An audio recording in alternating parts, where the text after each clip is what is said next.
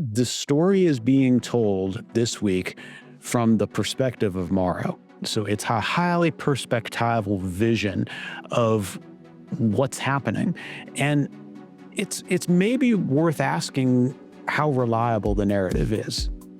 I'm Professor Stephen Dyson. And I'm Professor Jeff Dudas. And we are two political science professors who have just watched Alien Earth Episode 5, In Space No One. Obviously an allusion to the original tagline for the Alien movie, No One Can Hear You Scream. We're going to break down the themes and ideologies and ideas that we saw in this episode. Jeff, what did you make of that episode? So I thought that this was what has now become this classic flashback episode in these kinds of prestige TV shows. It occurs as episode 5, so right in the middle of the run of the show, which is pretty consistent now with how these episodes have been placed in other series. And I think in a way, the flashback episode now feels a bit hackneyed and predictable. You in fact had predicted this exact episode at least 2 or 3 weeks ago, I think. So it doesn't feel like a creative move that is particularly original at this point in the kind of the development of these prestige TV shows. On the other hand, I actually thought the episode was very well executed and it was very well done. And I thought it was really watchable. The pacing was excellent. It felt to me, and we'll talk a lot about this, it felt to me like more of a one-off episode, certainly than any of the others. I think we learn a few more things that are likely important plot-wise, and I do think there's some themes that maybe get folded in that we'll talk about that are unique to this episode. And I think we learn a lot about one of our most important characters, Morrow, and that we learn a lot about him in a way that makes him a more well-rounded character than we've seen. And so I think it's extremely well executed, but I don't know how essential this episode feels to the overall trajectory of the story. Yeah, so my thoughts on it are that as a device for the plot, that in introducing new information, it's sort of unnecessary and peripheral. But I have enough trust now in the writing to imagine that there's something else going on there. And so I was drawn to trying to isolate its central theme and say what is pushed forward thematically by the episode. Yeah. And because it takes us out of or back in time from the main story, maybe some of the themes we've talked about, you could say are put on hold a little bit. But I did think there were central thematics going on. And I thought the key quote came from the Doctor, where he said, Raheem. Yes, Raheem, where I think things started to go wrong. And he says in this sort of sardonic way, another victory for the enemies of reason. Right. Proof that smart people can be really stupid. Yeah. We as a species, and I suppose whenever you start saying we as a species, you recognize that now we're being introduced to some grand thematic that's going on. We as a species are capable of splitting the atom, sequencing the genome, but we haven't yet learned that you don't bring parasites home with you. Yeah. And it did occur to me while I was watching that episode that this was a human crew that was some combination of what, as Morrow had said, stupid or incompetent or saboteurs. Mostly incompetent, right? These are almost universally sloppy, stupid people behaving in sloppy and stupid ways. And I think there's maybe two things going on that explain that within the plot of the show. One is these are all people that are at the end of a 65-year journey, which we know has been sort of very costly, and really bad things have happened to them along the way. People have died. Yep. It's also a journey that they've experienced sort of in different realities. Some of them are asleep while others are awake. They're all aware that they're kind of out of phase with their life back on Earth, that they're people out of time. Yep. And things have really started. They're all strung out. They're all at the end of their tether. The second thing I think that's going on is, that they're just not very competent people who signed up to go on this journey. Yeah, we talked about this off camera, and you called them, these are the sort of the dregs of humanity. It's kind of what's left in 21. Well, now it's 2120, but I guess when they signed on, it would have been somewhere in the 2000s, the mid 2000s. But there's also a kind of an analog here to the kinds of, this is a crew that has signed on to do a job. These are your sailors, right? Who are being plucked out of various debauched circumstances in the 1500s to go on these, colonial trips abroad. They're people who don't have much of a tie that grounds them or set of ties that grounds them to a particular life. So it's very particular kinds of people who are going to find themselves drawn into this kind of lifestyle and drawn into this kind of profession in the first place. And so I do think that's a lot of what we're getting here. The other thing that's happening, again, I do think it's important that the story is being told this week from the perspective of Morrow. So it's a highly perspectival vision of what's happening. And it's maybe worth asking how reliable the narrative is, right?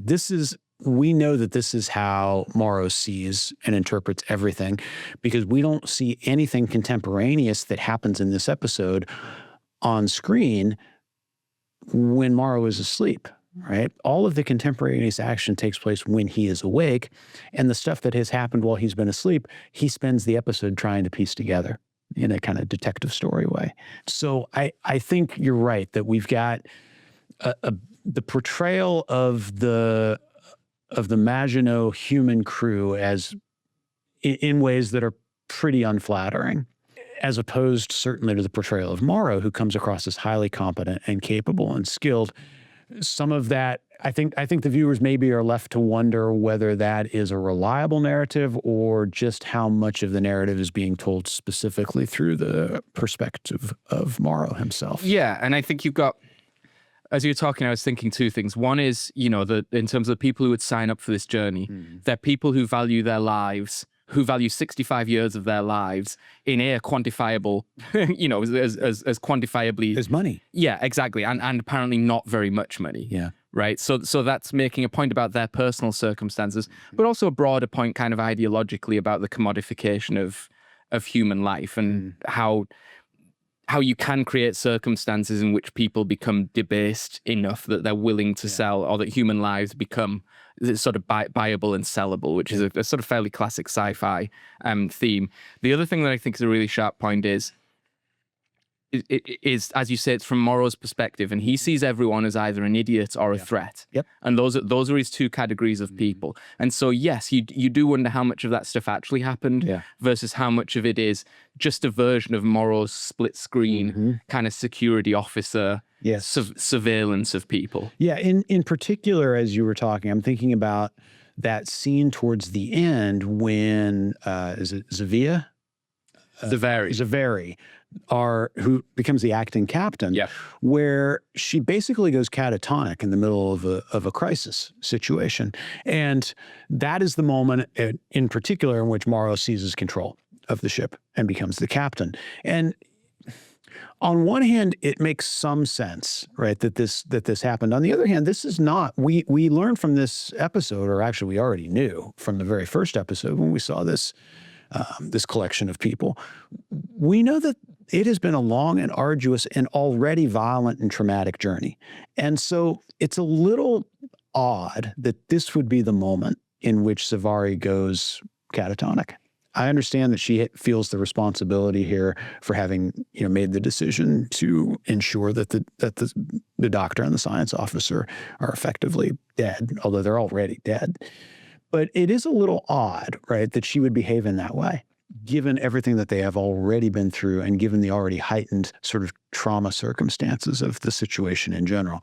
And so it does make me wonder how accurate, how reliable, right, that version of Morrow's narrative is. Yeah, and Zaveri's story is she's sort of a replaying of Ripley's arc in Alien aboard the Nostromo. And you could have just called this episode like Nostromo Nostalgia or something like that, because they deliberately kind of recreate all of the sets and some of the kind of story beats.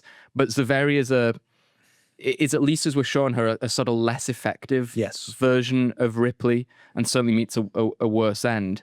But Ripley's story is told straight on. It's told almost in documentary kind of style, whereas Zaveri's story is told in this strange kind of off-kilter way, as everyone's story is, which does make you think, Morrow is the one who's narrating this. And this is a show that's about, in general and in this episode in particular, voyeurism, surveillance. One of the central creatures, maybe the central creature, is this eyeball monster that's constantly showing you refracted multiple sort of Rashomon-like versions of the same sort of reality. We see Teng voyeuristically kind of invading the sleep of another crew member. Sometimes some people are awake while others are asleep, which is always creepy. Sometimes people like the Savitar Petrovich are pretending to be asleep, but they're not really asleep. You know, all of this is in the background. Mother is silently kind of monitoring things, but turns out to be not just programmed, but actually a very willful sort of protagonist in events, but is just seeped into the background of kind of everything. So that thematic's really going on. Yeah, and Morrow as well, right? This is how Morrow pieces together who the saboteur is eventually. It's by going through, I guess, months and months, or maybe years and years worth of security footage, right? And there are cameras everywhere. And Petrovich's capacity to be a saboteur is that he has learned which parts of the ship are hidden from the security cameras. Yes. And so he's able to kind of, navigate his way around in a way that makes him somewhat immune to that surveillance society that has been created aboard the ship. Yeah, and the Petrovich story was interestingly handled because, in an episode that was a lot about containment breaches, things breaking out of largely glass containers. Well, Petrovich had engineered his own escape from his own glass container by pretending to go into hypersleep and not going into hypersleep. And then the way that he moves around the ship stealthily using the ventilation shaft is precisely the way that the Xenomorph in Alien kind of gets around the ship. And so he's totally mirroring its behavior. Yes. And so you have the Xenomorph, and there's a Xenomorph human parallel. Or is the Xenomorph learning from Petrovich? I hadn't thought of it that way. That's also entirely possible. Absent from this episode completely, and it must be deliberate because they're such a central part of the show's thematic, are synthetics. Yeah. I was 100% convinced from the first episode, in which you see flashbacks of what happens on the Maginot, that Tang is a synthetic. I mean, they really set him up in that way. He had that same kind of mannerisms, creepy mannerisms that Ash had, or actually his own set of creepy mannerisms, but in the register of synthetic that's gone a little weird. Yeah. I'm pretty certain when Tang is killed, he bleeds red blood and not white blood. And, that would mean that this is a ship. Everyone else is accounted for. There's no synthetics on the ship, right? There's a cyborg. That's really strange. It's strange in universe because Weyland-Yutani ships customarily, if not absolutely canonically, would carry synthetics. Certainly on a long-range mission, you would expect there to be a synthetic because it doesn't have to sleep. Yeah. That would be the whole point. It would be a much better security officer than Morrow, who goes to sleep for huge periods of the and then when he wakes up, he's like, what's happening? And there's like, well, there's 10 security threats. Let me bring you up to date. Well, Morrow has this kind of junior lieutenant, right? Who I guess that must be the work share, right? So while Morrow's sleeping, the junior lieutenant is kind of taking over. But he's Captain Moron. I mean, he's a totally ineffective. What does he spend his time doing? He spends his time filming his shipmates having amateur porn. He's like a weirdo. Which is, again, the voyeuristic aspect and the sort of, this is a ship of idiots, saboteurs, and perverts, right? As far as I can tell. But where is the synthetic? Now, so there's two possibilities. One is there's no synthetic. There's several possibilities. There's no, the Maginot launched without a synthetic. That would be weird. The synthetic was killed earlier in the mission. We know that bad things happened along the way. In the first episode, they say we lost a lot of good people collecting these specimens. Petrovich bemoans the loss of his wife, which I assumed anyway, was to a sort of earlier kind of bad incidents. So there's that. Those could be the kind of plot explanations why there's no synthetic. What is Noah Hawley trying to achieve by having this episode that's about the stupidity of humans and the hubris of humans and the outrunning of humans' capacity for caution and sort of moral sensibilities by their capacity to achieve things scientifically, right? That's what the atom bomb is. That's what the genomic sequencing is. That's what going and collecting these parasites are. There's wisdom is outrun by capability is outrun wisdom, right? That's clearly what's going on. Why would you set up that thematic and then very noticeably remove synthetics from the scene when synthetics have been a central part of the ideology of the show? I would imagine it's because you want to really shine a light on the pretty degraded essence of humanity. Yeah. I think that's a sharp point. And I think I wonder if we're going to get another bit of backstory on the Maginot. it seems like we would have to, Yeah. right? If for no other reason than to fill out Petrovich's sabotage a little bit better, right? Because it does leave. I mean, it is not a show thus far, it seems to me, that has left a lot of loose ends, right? It's planted, it seems to me, a lot of these kind of Easter eggs or foreshadowing kinds of elements. And I actually went back, and as we were talking about off camera, I went back and rewatched the first half of the first episode where we are introduced to these characters again. And there are a lot of little hints and tells about Petrovich's eventual, or I guess at that point, the sabotage is already going on, but it's going, of course, to get much worse and come to fruition in this episode. It makes me wonder if we're going to learn even more, right, at least about Petrovich. And maybe this will be the moment in which we learn more about what happened, presumably, as you say, to the synthetic that probably launched with the ship. Yeah.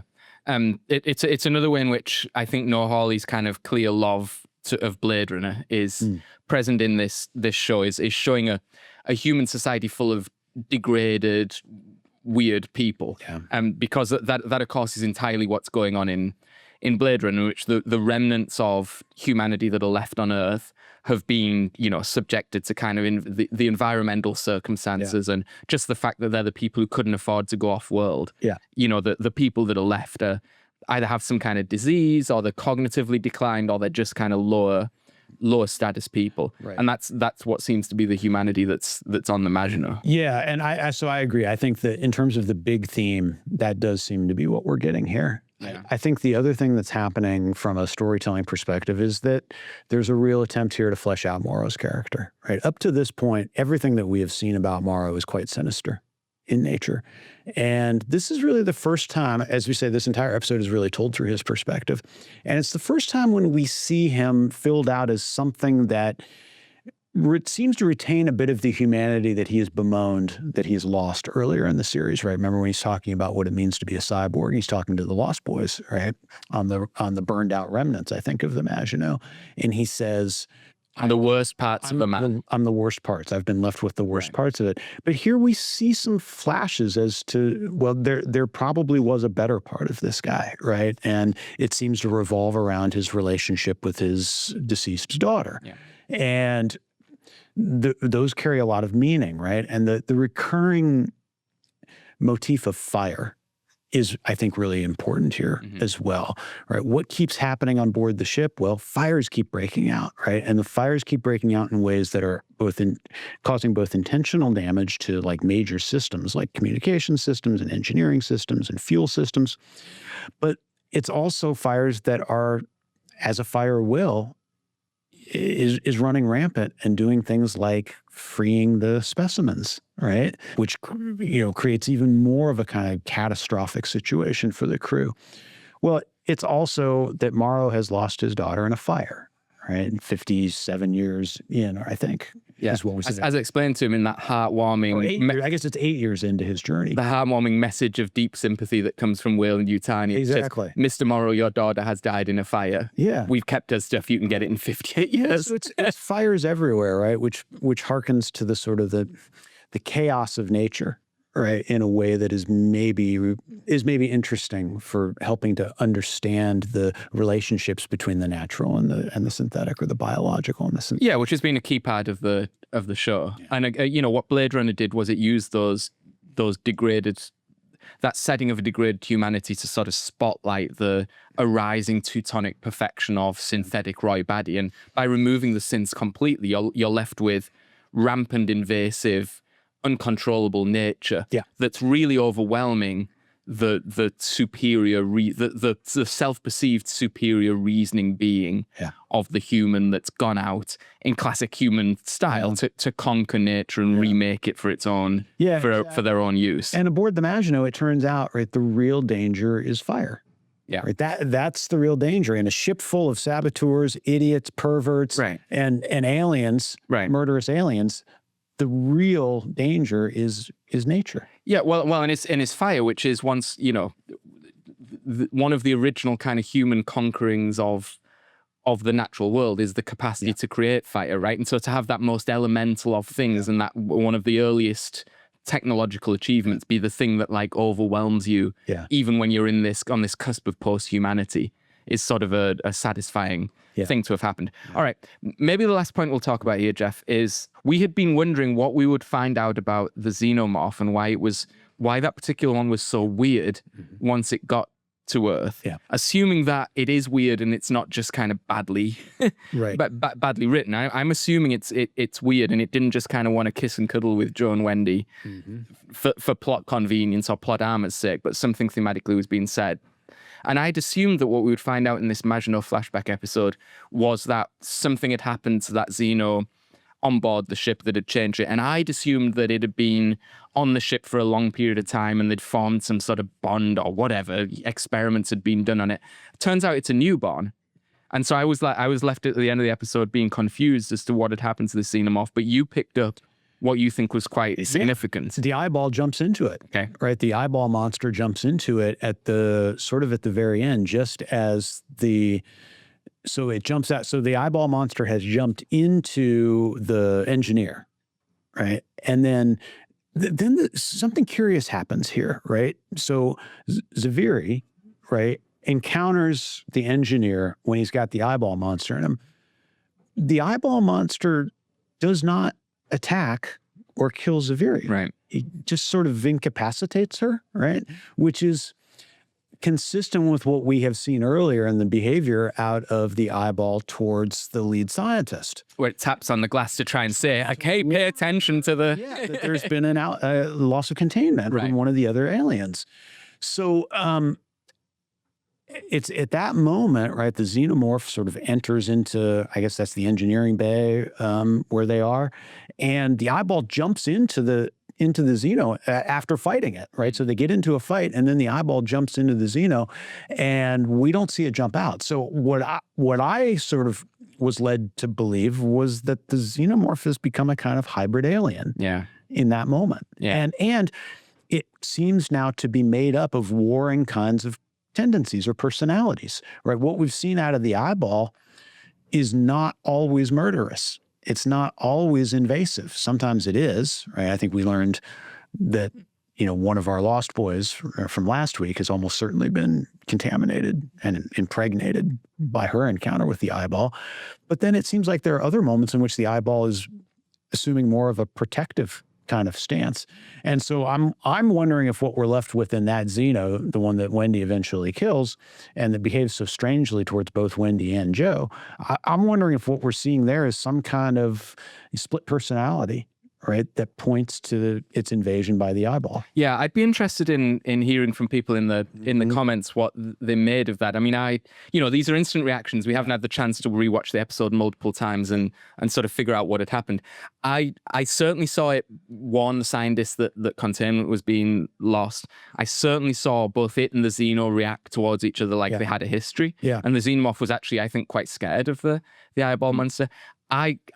I hadn't picked up, I picked up it kind of jumped on it. I hadn't kind of taken the next thought that it had burrowed its way in there and then controlled the Xenomorph, which would be really interesting if it had done that, especially if it was either still in the Xenomorph when it was discovered, when the rescue party went in on Earth, although I thought there was only one eyeball monster and it was clearly separate by the time the hybrids went onto to the ship. I suppose another possibility is it's capable of burrowing in there, leaving behind some part of itself, or so, and then going off on its own separately. Some of that strange behavior. I think this is from the second episode. Some of that strange behavior with Wendy and Joe is like kind of playful behavior. It seems like in episode 2 they're playing. It wants to play hide and seek, right? With Wendy, it seems like you had noted at the time that it certainly seemed like the Xeno had allowed itself to be dragged into the kill room, right?